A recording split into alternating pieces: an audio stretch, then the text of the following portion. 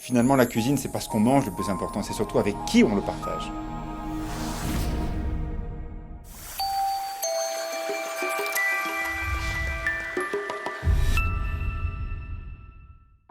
Savoie-Mont-Blanc, c'est 1000 montagnes finalement, et ce petit coin très privilégié du Bourget, cette rive un peu sauvage du lac où il n'y a finalement pas de voiture, la route s'arrête juste après le restaurant, bien voilà, ça laisse une place à l'évasion, la place au rêve, et c'est peut-être pour ça que ce restaurant est ici.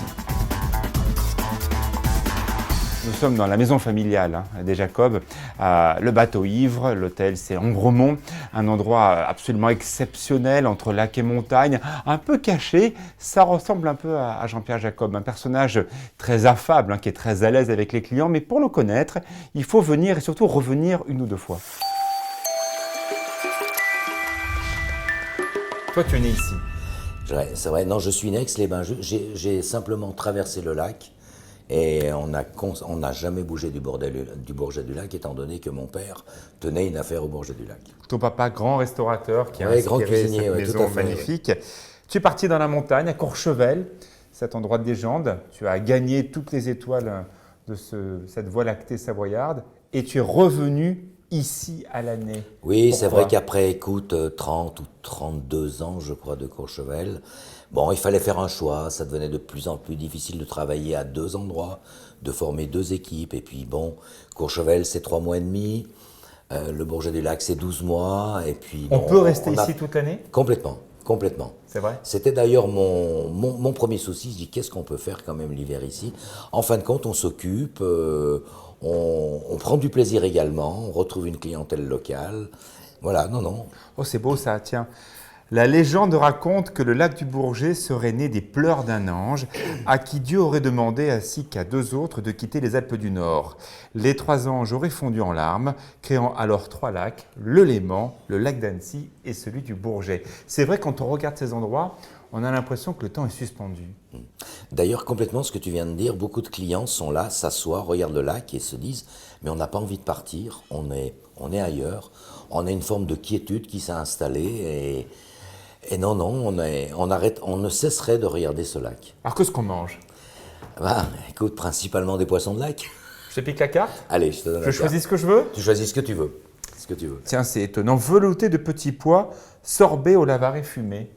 Pourquoi on le retrouve dans le menu le moins cher et le plus cher? C'est un clin d'œil, c'est important? C'est un clin d'œil, c'est important. Bon, dans le menu le plus cher, évidemment, on a des plats en plus. Il y a autre chose, bien sûr. Il y a autre chose. C'est dit nature? Oui, on a voulu faire un clin d'œil. Puis, c'est un plat qu'on adore. C'est un plat avec ce produit mythique qui est le lavaret. On saura faire ça? On saura faire, je pense. Tu verras. Assez pas compliqué comme recette. Alors attends, velouté compliqué. de petits pois, ça on comprend. Des petits pois de la région, j'imagine. Sorbet au lavaret, bon, tu m'expliqueras ça, je ne sais pas ce que c'est. Ok, eh bien écoute, on va essayer. C'est tout local. C'est tout local. C'est tout produit en Ouais, Savoie. ouais, c'est tout des produits entièrement locaux. Le seul avantage d'avoir ces produits locaux, c'est des produits de grande qualité. Il faut aider tous nos petits producteurs de légumes, de fruits et surtout nos poissonniers qui, sans eux, on n'aurait pas de poissons. C'est très important et l'avantage de travailler avec des gens locaux, on n'a pas besoin de stocker. On a des produits frais tous les jours, qui pêchent tous les jours. Et ça, c'est un avantage parce que la fraîcheur d'un poisson... C'est dommage, effectivement, à ceux qui travaillent. Et puis, il faut vraiment qu'un poisson de lac soit frais à l'extrême.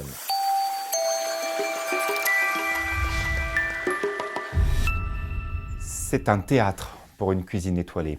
Et Jean-Pierre Jacob incarne finalement ce qu'est Savoie-Mont-Blanc, un territoire habité. Pour mieux comprendre Jean-Pierre Jacob, un de ses complices, Gilles, un grand chef également, une étoile au guide Michelin, Grand Jacel juste derrière. Alors, ce personnage avec ses yeux un peu malicieux, ce Jean-Pierre, c'est qui en réalité? Ah, Jean-Pierre, c'est quelqu'un, je crois, très sympathique, humble, quelqu'un qui ne se prend pas la tête. C'est l'ami de tout le monde. On ne peut pas se fâcher avec Jean-Pierre. On ne peut pas se fâcher. Et pourquoi les chefs ont beaucoup d'ego normalement?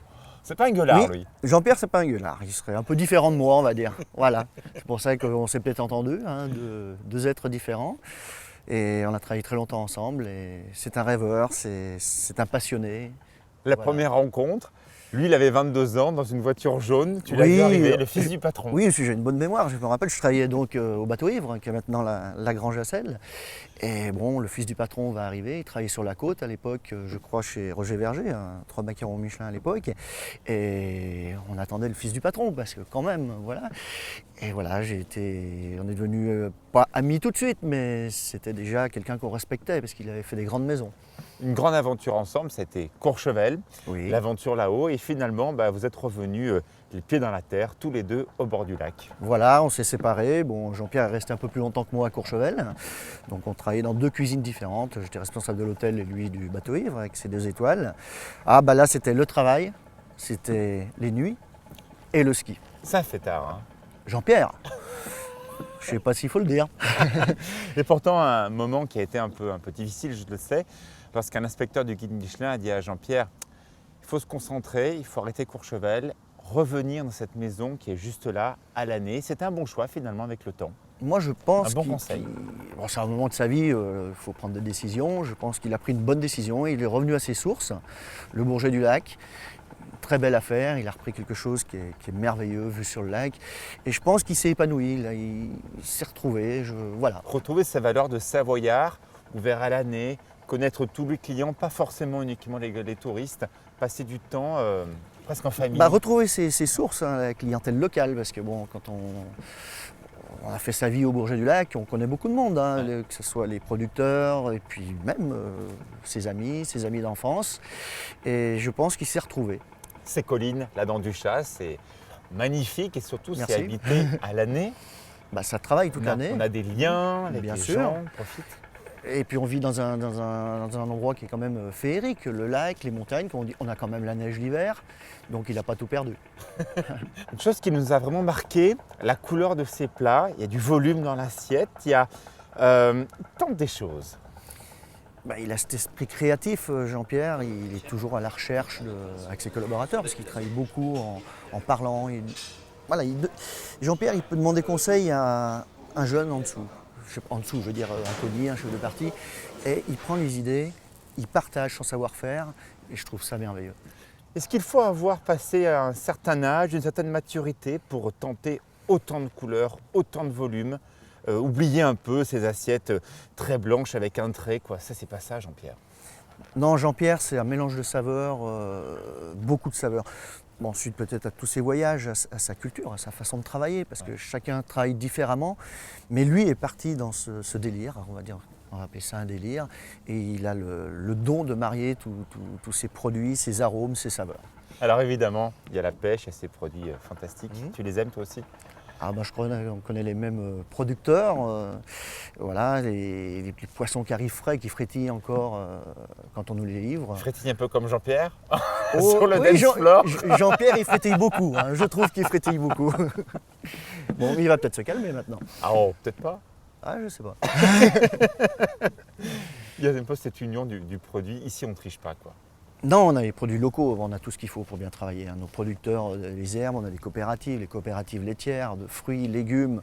Et je crois qu'il reste 4 ou 5 poissonniers sur le lac, pêcheurs, pardon. On a tout pour bien faire, tout pour Et bien pourtant, tous les deux, vous aimez partir voyager. Vous êtes partis au Brésil, vous êtes partis partout pour vous inspirer, pour ramener un peu... faire. Non, mais il ne faut pas me parler du Brésil, je vais avoir la larme à l'œil là. Allez, vas-y, raconte. Oui, Jean-Pierre, on est parti au Brésil, Venezuela, on a fait le Canada ensemble. Ah oui, et puis rêveur, passionné par ses voyages, et voilà. Mais on a bien rigolé, surtout au Brésil. Bon, c'est pas tout à fait Copacabana, ça y ressemble, c'est là qui est beau. On y est allé, on nous a payé quand même une semaine de vacances. Hein. C'est encore plus beau ici, je crois.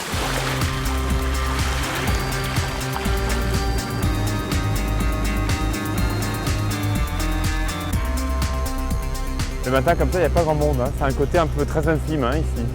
Oui, l'été il y a du monde, mais quand il fait ce temps-là, ça nous ramène au mois de tranquillité d'hiver.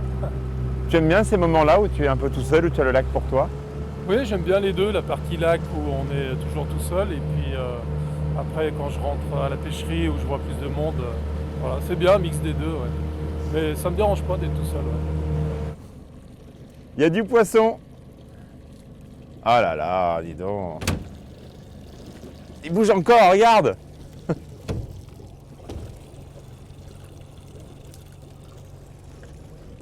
Ah, c'est magnifique, hein. Tu as une idée la veille quand tu poses des filets, combien de poissons il y aura ou pas du tout? Non. C'est vraiment la loterie, quoi. Ah, le lavaret. Le lavaret, c'est finalement le poisson star hein, de ce lac du Bourget, poisson que l'on a découvert tout à l'heure avec cette pêche presque miraculeuse. Hein. Vous avez vu ces poissons qui frétillaient. Ce poisson est très frais et surtout, il permet eh bien, de faire des tas de choses. Lorsqu'on l'a vu tout à l'heure, frais, après fumé, juste à manger comme ça, c'est une légèreté. Cette chair a quand même de la constance, donc il faut très peu le cuire, on peut le manger quasiment à cru. Hein. C'est pour ça qu'il y a tant de possibilités d'imagination sur ce poisson qui est vraiment le symbole du lac du Bourget. Avec Dylan, Julien et Benoît, vous travaillez effectivement ce poisson qui va être vendu directement dans le marché. Et puis également pour Jean-Pierre Jacob, c'est sa préparation là? Oui, là, ces poissons, là, je vais les vider. Et puis ensuite, on va lui livrer ce matin. C'est ces poissons VIP, c'est les meilleurs? Oh, mais moi, j'essaye de porter attention à tous les poissons, quoi. Alors là, tu fais quoi là? Là, j'enlève les arêtes sur les... C'est des poissons, c'est ce poisson-là, le lavaret que j'ai taillé en filet. Et ensuite, les filets sont levés, il faut enlever les côtes. Donc là, j'enlève les côtes. Voilà, et une fois que j'ai fait ça, le filet, il est prêt à manger, quoi. Je le rince après, et il est prêt à cuire. Voilà. Tu as vu que Jean-Pierre Jacob, notre chef, il adore le poisson cru parce qu'il a fait beaucoup de voyages hein, partout dans le monde. Ouais.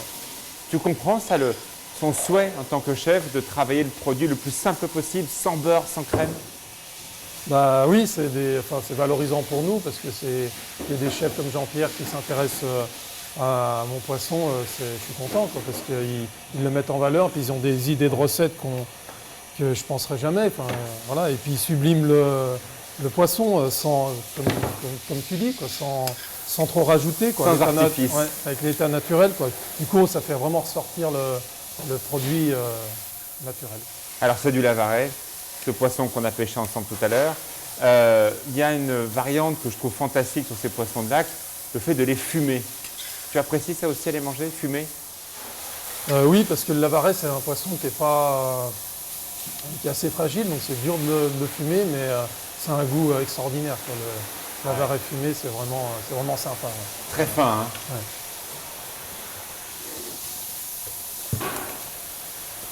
Quel boulot c'est tout ça, dis donc? Ça n'arrête pas. Hein. Ah, bah, le matin, c'est un peu... j'essaye de traiter le poisson le plus rapidement possible. On essaye, dès le retour de pêche, de le traiter au plus vite et pour avoir une qualité parfaite. Est-ce qu'un jour, est-ce que tu as eu la chance de manger chez lui? Ah oui, je suis déjà allé plusieurs fois. Il m'a invité aussi. Il m'a fait goûter le lavaret, comment il le déclinait. Et alors, raconte-moi, quand tu vois ton poisson, est-ce qu'il en fait? T'en penses quoi? Bah, je me dis que j'y arriverai jamais à faire comme lui. Donc c'est pour ça c'est super qu'il y ait des chefs comme lui pour nous faire découvrir le lavaret autrement que cuisiner à la poêle. Voilà, c'est vraiment... j'ai goûté au lait de coco chez lui, c'était super. Hein. Ouais. Le lavaret au lait de coco, ouais. Ça c'est un grand moment.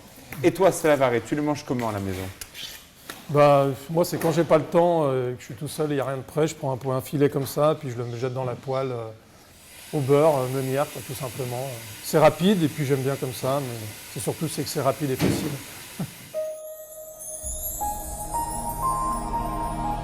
Les poissons ont leur place, mais peut-être depuis pas très longtemps. C'est vrai que les lacs sont dans une qualité exceptionnelle depuis quelques années grâce à de très gros efforts qui ont été faits autour et surtout dans ces affluents de ces lacs. Donc maintenant, ces poissons sont franchement les maîtres de la cuisine savoyarde et surtout grâce à des chefs comme aujourd'hui, Jean-Pierre Jacob, qui souhaitent les servir sans détour, sans beurre, sans crème, simple.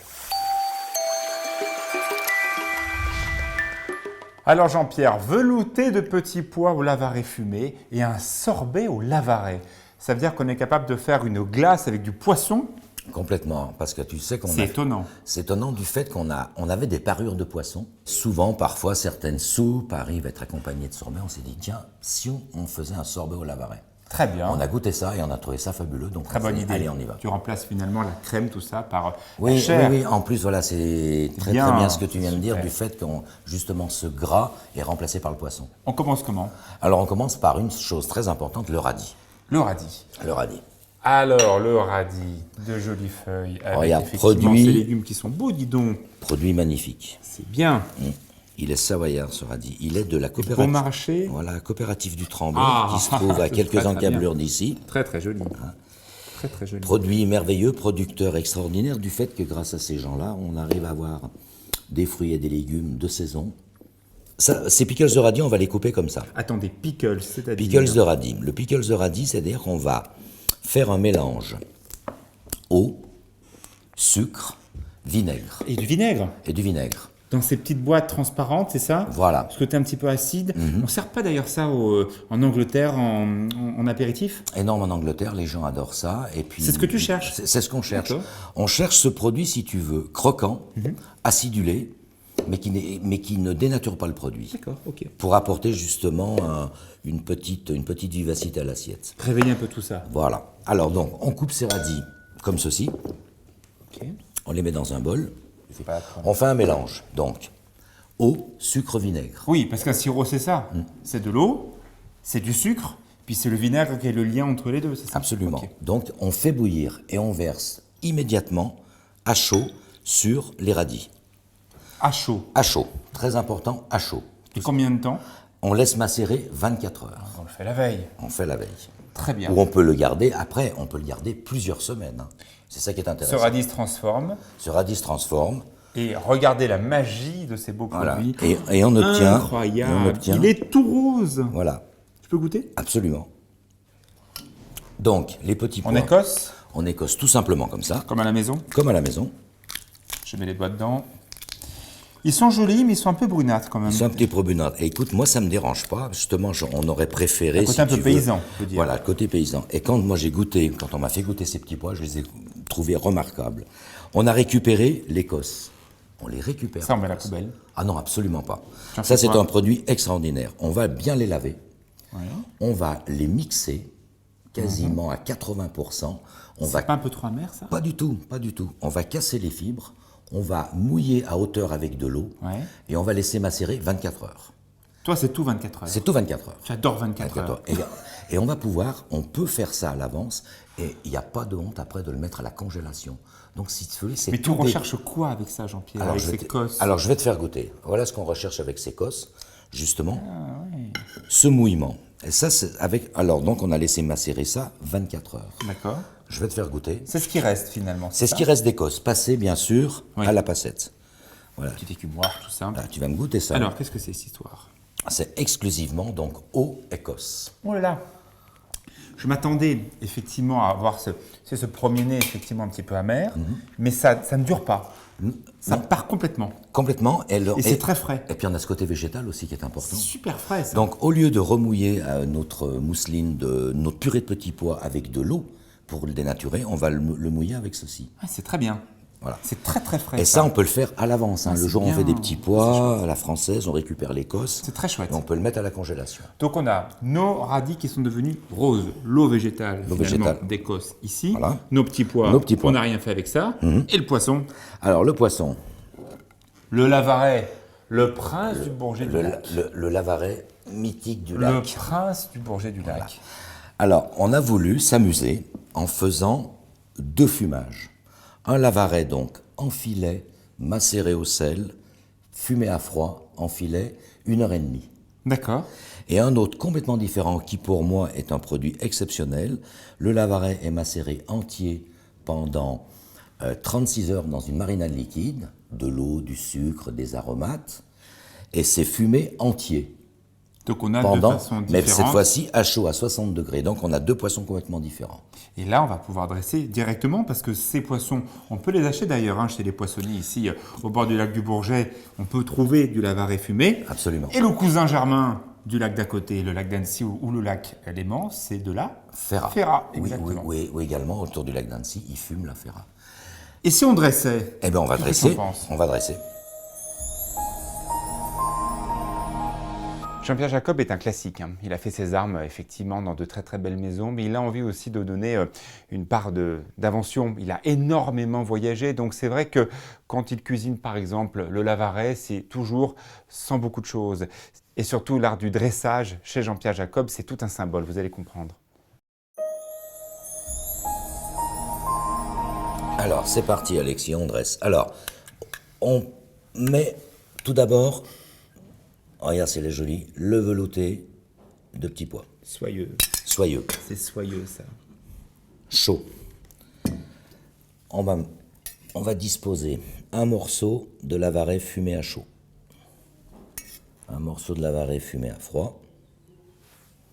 On va en mettre 2.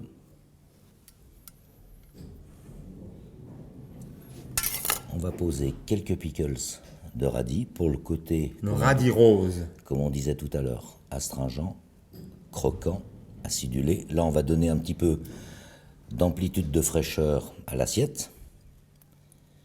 Voilà. Tu vas m'aider, on va disposer 2-3 petites La feuilles. marjolaine et un peu de Deux- menthe. 2-3 petites feuilles La de menthe menthe. va redonner encore du Voilà. goût vert, hein, c'est ça hein. Voilà. On va J'ai prendre- feuilles. Non, on va prendre les petites pousses petites, seulement, d'accord, les ok. toutes petites pousses. Pourquoi? Il y a un goût différent? Non, il n'y a pas un goût différent, mais c'est au niveau de l'harmonie, c'est beaucoup plus joli. Voilà. C'est délicat, Jean-Pierre. On va adjoindre, C'est magnifique ça. pour le côté croquant, quelques petits pois crus. Voilà. Je dispose au Qu'est-ce centre que c'est joli. une sucrine. Alors la sucrine, je la dispose au centre. Pourquoi? Pour la simple et bonne raison, Ah, il y a ton sorbet. voilà, on va disposer dessus le sorbet pour éviter que le sorbet fonde trop vite. Tiens, vas-y. Voilà. On Et oui, dispose- parce qu'évidemment, comme la soupe est chaude et que tu as le sorbet, pour éviter qu'il plonge comme l'iceberg du Titanic, il reste au-dessus de la salade. Absolument. On va terminer l'assiette C'est génial. avec un poivre du Népal, tu sais, le côté du Népal un petit peu agrume. Et moi, ce que j'adore, c'est de terminer l'assiette en donnant un goût de Ah, ça, je terre, connais. un Ça goût fait du terreux. bien, ça, à la santé. Voilà, ça fait du bien à la santé. Le curcuma. Du curcuma, d'abord, très jolie couleur, et on termine avec une note un petit peu terreuse. Il n'y a plus qu'à déguster. Je pense que finalement, ce chef aurait dû être architecte, peut-être. Vous avez vu ses montages. Il aime monter ses plats en 3D. Il aime l'aérien. Il aime finalement une géométrie dans l'assiette. Jamais plus de 3 saveurs. Jamais plus de 3 couleurs. Il y a toujours cette construction qui en fait finalement quasiment une sculpture. Et c'est ça que j'aime finalement dans cette cuisine. Amène-moi dans ta balade au bord du lac du Bourget, Jean-Pierre Jacob. Alors moi, j'aime bien commencer un peu de sorbet Ouais. et du velouté. D'accord, que ça pour l'instant. Pas de Lavaret. C'est ça. Chaud-froid. Chaud-froid. Mais déjà le côté un peu fumé que l'on sent dans le velouté. Ok. On va prendre chacun un petit morceau de Lavaret. Là, on plonge dans le lac maintenant, Voilà, on c'est ça? plonge dans le lac, On Lavaret va à récupérer froid. le Lavaret. Essaye de prendre également un radis. Un radis? En même temps, ouais, si tu Le peux. radis rose. Voilà. D'accord. Le radis, il arrive, il réveille tout ça. Il met une petite note effectivement de sucre, mais ça dure pas. Ça Donc dure- on peut absolument, faire. ouais. Et on recommence. Et on recommence. Et on Bien recommence. raison. À la- Replongeons À l'infini. à l'infini du lac avec évidemment cette marjolaine qui est... Écoute, là, t'as un petit pois, là. Croque-le. Et là, bille. Ouais, une bille. Hein, et l'amertume arrive bien derrière. Très intéressant. Ce qui est assez génial, c'est effectivement entre le radis et le petit pois qui est nature, hein, ça donne des choses rigolotes, des petites choses qui arrivent comme ça, c'est sympa, hein. Très très sympa. Très sympa. On s'amuse. Ce qui est vraiment c'est étonnant dans ton totalement assiette, amusant, c'est qu'on va chercher des petites choses surprises qui sont dans l'assiette. Ça, c'est sympa. On a testé dernièrement avec un artichaut. J'aurais presque plus un faible encore avec l'artichaut.